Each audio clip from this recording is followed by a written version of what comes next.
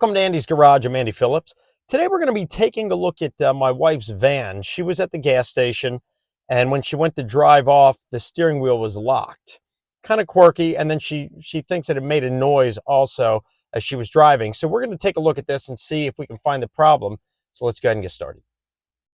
Now, by default, if you don't have your key in and your wheel's locked, you can't turn it normally. And that's not what she experienced. What she experienced was more like this. Okay, so we have the key in, but the car's not started. And you can see because your power steering is not working, so the wheel is really tight, but it was kind of locked where she couldn't turn it. Now, that could be a major suspension issue, so we need to be aware of that and get that fixed, because that can be very dangerous if your wheel locks and you're driving. If you're in a case like that, you want to make sure that you get off the road as safely and quick as possible, because you don't want to be causing an accident. But in this case here, what happened is she turned the car off, started again, and then everything was fine.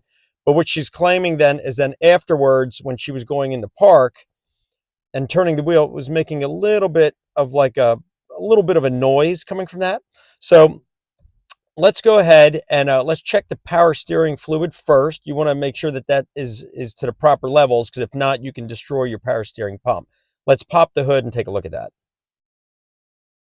So in this vehicle, which is a 2008 Nissan Quest, in case you're wondering, this is our power steering reservoir here. These things always fog up. It's hard to really get a reading, but we're looking for it to be right in this section here. This is maximum hot. There's max. I just took it for a quick spin just to go get gas, but so we want it somewhere in that vicinity. You can kind of see it a little bit, but if we open it, we can get a better shot.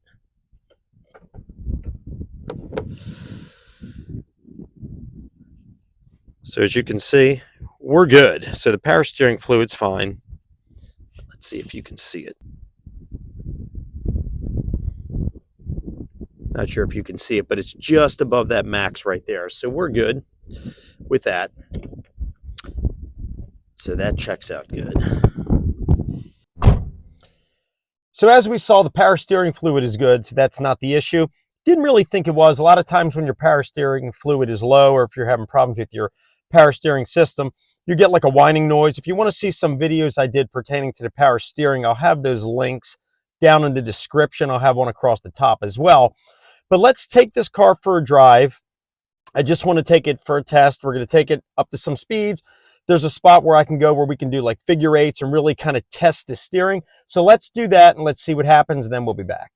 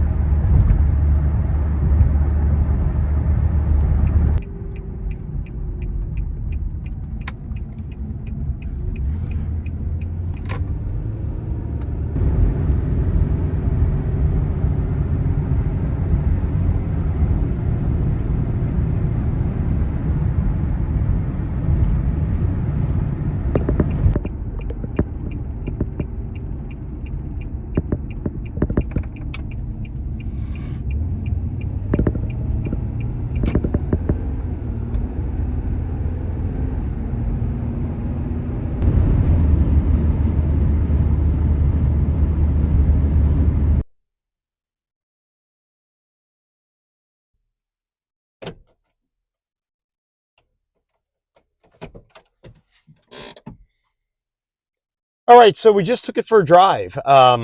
Didn't see anything as we saw. We put the camera down near the wheel. No noise, no popping noise. A lot of times if you have like maybe your control arm bushings, things like that, part of the suspension that are going bad, your CV axles, things like that, you'll hear like popping and clicking noises, things like that. As we saw, nothing. This thing is quiet. We did some very sharp turns, figure eights at different speeds, U-turns, things like that. Nothing. Smooth as can be. So I think it may have just been a fluke. Sometimes the wheel can kind of lock and you need to do it again. Sometimes that'll happen. But just for peace of mind, I'm going to get the front end up in the air. We're going to just check the suspension and then wrap this up. So I have the entire front end off the ground, got it about 1 inch off the ground right here. What we're going to be doing, we're going to be checking for tie rods, ball joints, and bearings. To check for tie rods, you want to have both wheels off the ground. You want to grab it at the 3 o'clock and the 9 o'clock position, and you want to move it like that. This is solid. Next, what we're going to be checking for is the ball joints, and for that one, you're going to grab it at 6 o'clock and 12 o'clock. Move it this way, and this is solid. This is solid.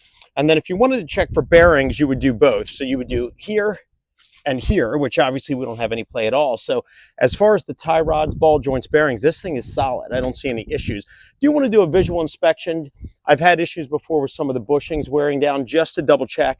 A lot of times that would have manifested itself when you're moving this, because you would have had some play, right? This would have had some play in here, but this is solid as can be. Solid as could be here as well. You would have some clunking noises. I'll have a link to another video I did where I go more in depth as far as checking suspension. But let's check one more thing and then wrap this up.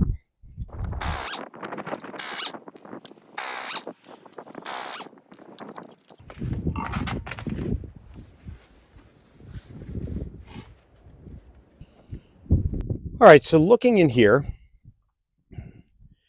here's our CV axle right here. We have our stabilizer link here. We have our tie rod. So we're going to be checking all that. We have our control arm, ball joints. We're going to be looking at the bushings on those. So this one looks fine.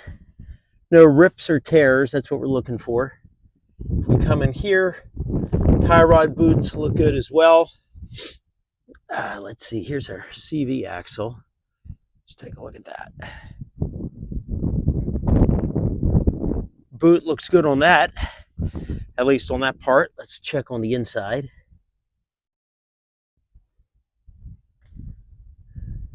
Let's get in close.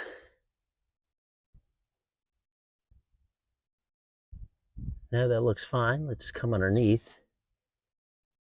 Yep. No rips or tears there. Here's our stabilizer link. Bushing's a little bit squashed down, but nothing major there. Same with that side. That looks good. And then let's come underneath here. That one looks good as well.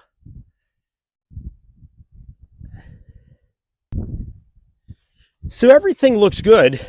This is solid as well right here. If we grab this, there's no play at all, as we saw already when the tire was on it, but everything looks fine. A couple of the bushings getting a little bit older. This vehicle has over 100,000 miles, so probably need to replace the stabilizer links, maybe the ball joint as well, but nothing major, like no ripping or tearing that needs immediate attention. So I think what it was probably just a fluke. Occasionally, you start your vehicle, the wheel could still be locked when you're coming out of a standstill. Obviously, as mentioned already, if you're having an issue with the wheel locking just in general, that could be major suspension issues.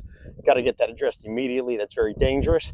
But in the case here, once my wife turned it off and turned it back on, everything was fine. So it was probably just a quirk, nothing major. But that wraps up this video. Just wanted to kind of bring you along as I was kind of diagnosing what could have been the issue. But thanks to God, everything is good, no issues, so we're good to go. Hope this video was informative for you and helped you out. Send me any questions and comments. I would love to hear from you.